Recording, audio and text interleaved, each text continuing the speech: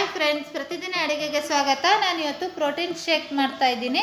ಮೊದಲಿಗೆ ಒಂದು ಬೌಲಲ್ಲಿ ಒಂದು ಅರ್ಧ ಟೀ ಸ್ಪೂನ್ ಅಷ್ಟು ಅಗಸೆ ಬೀಜನ ಹಾಕ್ತಾ ಇದ್ದೀನಿ, ಅರ್ಧ ಟೀ ಸ್ಪೂನ್ ಕಲ್ಲಂಗಡಿ ಬೀಜ, ಅರ್ಧ ಟೀ ಸ್ಪೂನ್ ಪಂಪ್ಕಿನ್ ಸೀಟು, ಒಂದು ಅಕ್ರೋಟ್ನ ಹಾಕ್ತಾ ಇದ್ದೀನಿ. ನಂತರ ಒಂದು ಅಂಜೀರ, ನಂತರ ಒಂದೆರಡು ಬಾದಾಮಿ, ಒಂದೆರಡು ಗೋಡಂಬಿನ ಹಾಕ್ತಾ ಇದ್ದೀನಿ. ನಂತರ ಒಂದೆರಡು ಖರ್ಜೂರ ಹಾಕಿ ಇಷ್ಟನ್ನು ಹಾಕಿ ಒಂದು ಸ್ವಲ್ಪ ನೀರನ್ನ ಹಾಕಿ ಒಂದು ನೈಟ್ ಫುಲ್ಲು ನೆನೆಸಿಟ್ಬಿಡಿ. ರಾತ್ರಿ ನೆನೆಸಿಟ್ಟಿದ್ದೆ ನೋಡಿ. ಬೆಳಗ್ಗೆ ಆದ ನಂತರ ಒಂದು ಜಾರ್ನಲ್ಲಿ ಹಾಕ್ಕೊಳ್ತಾ ಇದ್ದೀನಿ. ನಂತರ ಒಂದು ಅರ್ಧ ಕಪ್ ಹಾಲನ್ನ ಹಾಕ್ತಾ ಇದ್ದೀನಿ. ನಾನು ಸಕ್ಕರೆ ಬಳಸ್ತಾ ಇಲ್ಲ ಇಲ್ಲಿ, ನೀವು ಬೇಕಾದರೆ ಇಲ್ಲಿ ಹನಿ ಹಾಕ್ಬೋದು. ನೈಸಾಗಿ ರುಬ್ಕೊಳ್ತಾ ಇದ್ದೀನಿ.